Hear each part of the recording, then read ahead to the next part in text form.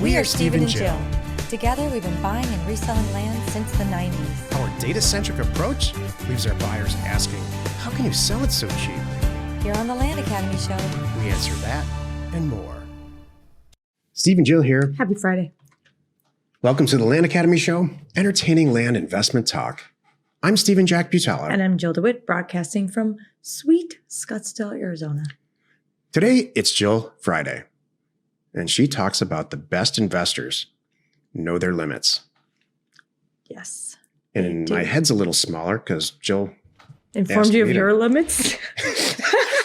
I mean, physically smaller in front of this camera because she backed me up, so we're a little bit more equal. She said, they've been meaning to tell you your head's a little bit big because you're sitting too far forward. Which prompted, as you can imagine, quite the conversation.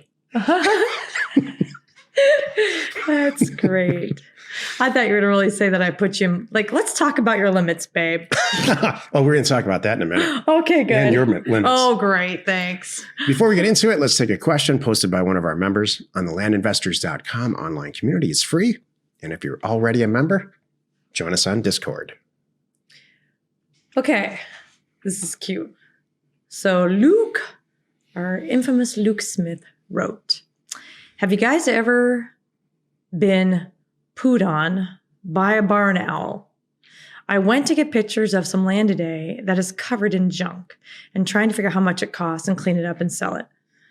Looking into this sling blade looking tool shed built on telephone poles. The owl came right at me when I was in the doorway, dumped white goo all over my hat. The hat.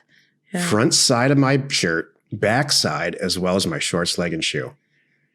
It got my dog, some of my dog also in the same second. Amazing load of crap right there. By the way, this is a perfect Luke Smith format. Yeah. Got a commercial retail vacant lot under contract today. $54,000 buy side, $135,000 sell side on Land Tank. Another Land Tank deal closes today. Buy for $55,000, sell through title at $122,000. Even owl poop doesn't stop Luke from making money. Not the good hat. Not his favorite hat. A lot of people had some stuff to say. This is on Discord. Yeah. A lot of people had owl stories. So it turns out, I didn't know this till this came out on Discord, that owls are strategic about who they poop on and territorial and why. Yeah. Oh. Especially when there's dogs. Oh. They don't want the dogs around. So it wasn't a coincidence that he flew by and happened to release at that moment? Nope, not at all. It was a full-blown attack. Dive bomb, fighter jet dive bomb. All right. Noted. Yet another reason to not go out and look at your property. Because you know what? Do you know what? I'm poo-free today. Yeah, me too. And he would have made these numbers anyway. True. But he likes the drama. He does. He likes to report the drama to us. Yes, that's funny. Today's topic is Jill Friday. Best investors know their limits. This is the meat of the show. Nice. Okay. So this came from, I was thinking about some of our discussions in Career Path. So Career Path this is our first time ever running it this year. It's a small elite group of 15 people that we do now once a quarter, and take you from wherever you are right now to wherever you want to be personally. How's that?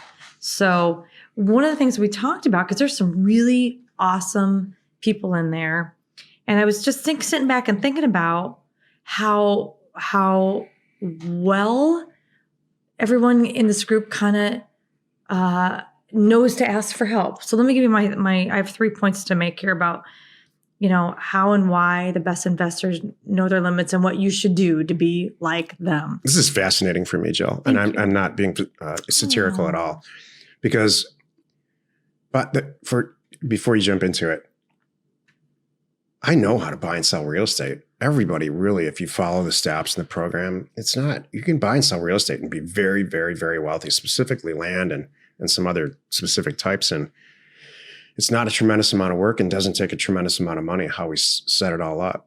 But I believe people's limits are not technical limits, like I don't know Excel or I can't get organized. Go ahead. Okay.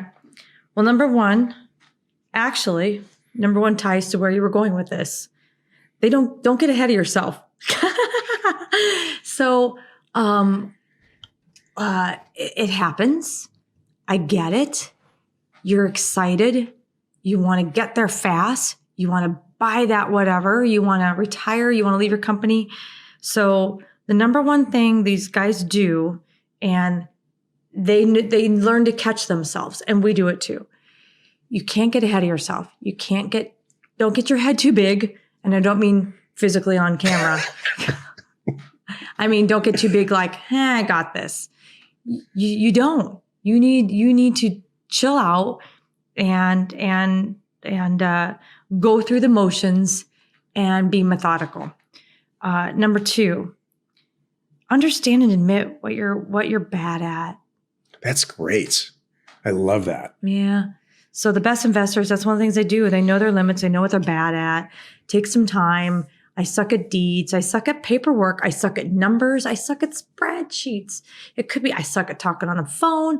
I suck at hiring. I suck at paying bills. I suck at a calendar. Whatever it is, you need to know and understand. I suck at all those things except 2. What do you suck at? I got the calendar. Well, one's a calendar. You hate the way I do my calendar and my stuff. What else that? You hate how I get lost into a project sometimes, I know. But not me. Like, what do you think you suck at? Forget about me. Oh, it's what you tell. I don't know. What do I suck at? Well, right now hiring. I'm having a hard time. Honestly, let's talk about this. Okay. You are amazing on the phone. You're the most talented salesperson I've ever met in my entire life. And I don't mean like sales in an auto dealership. Okay. I suck at fantastic at relationships. Thank you. I suck. I get too far down rabbit holes sometimes, and I suck at that. I spend too much time on things. I get emotional about things. I think you need some help with time management. And I think that the choices in a priority list, if you have about 5 things to do, I wonder if there could be better choices about which one's most important. If there's a list of 5 things to do to make it something really great, I'll add 5 more and make it 10. And then I know it's spectacular and it's not really necessary, and you're correct.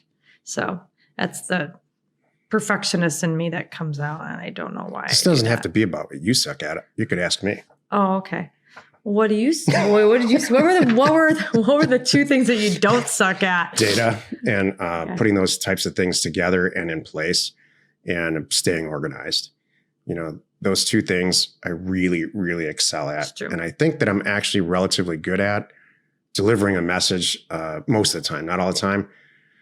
Delivering a message in a format where I'm reaching people from where they're coming, like they're brand new. We don't talk about how to price a mailer. Okay, that's great, babe. But what do you suck at? Everything else. Oh. That's where I was at. Everything else. Give me one. I'll tell you what I suck at. Give me one that you think you really suck at. My fatal flaw is the flaw that could bring all of this coming crashing down on our heads is this. I dramatically lack focus on follow-through projects. So there's probably 10 products, some of them Land Academy, some of them not, in the hopper that I know would be great. People would respond to it well. Sellers would respond to it well. And so instead of taking one of those 10, all 10 of them just kind of linger there. Mm-hmm. Instead of saying, screw these 9. Steve Jobs said the real success in life is choosing what not to work on. That's good. I believe that. Okay, so that was number 2. And then number 3 is, and this is what prompted this whole conversation for me, was because these guys in Career Path are asking for help. So you need to get over it and ask for help on those areas that you suck at. For example, I can't get organized. Deals come in and I drop everything and I'm a scatterbrained looking at all these deals. How can I get organized? All right, let's talk about that. And that it could just be something as simple as that, not even like hiring help or getting a new program, but maybe it involves that too. Maybe you need a new software system or a new calendar system or something.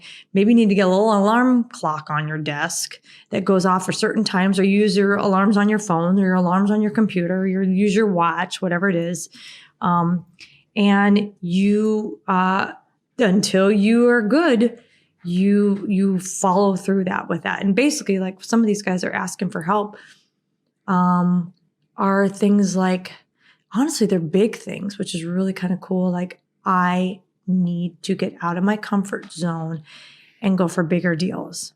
I need to get out of my comfort zone and who do I hire first? I know I need help.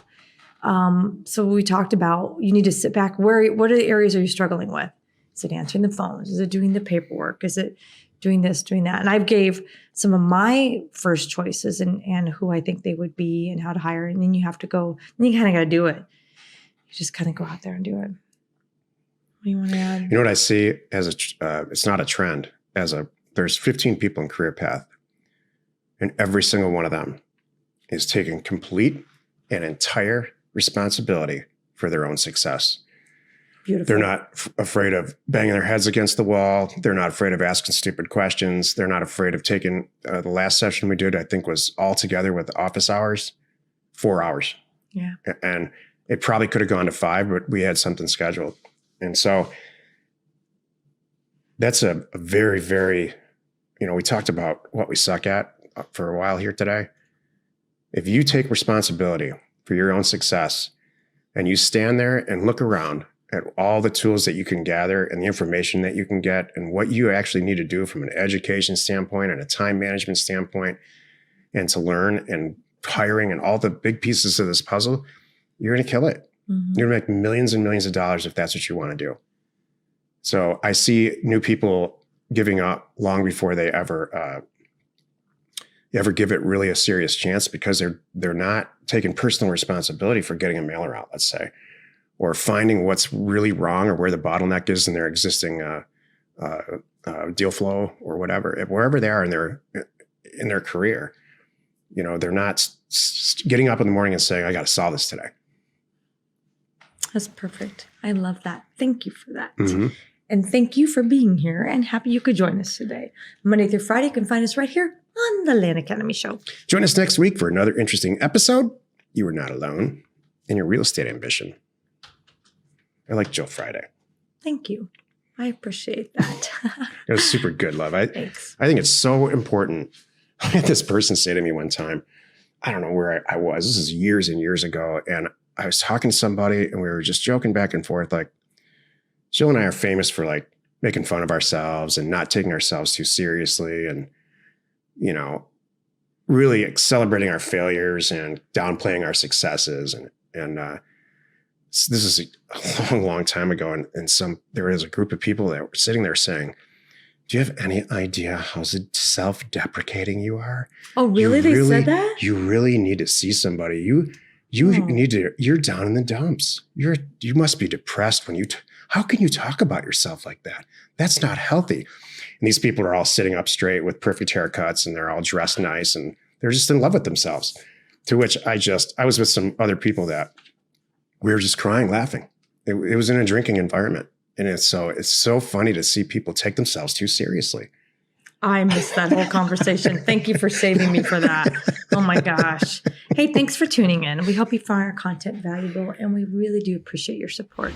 If you haven't already, please get on over to our YouTube channel, hit the subscribe button, and please comment on the shows that you love.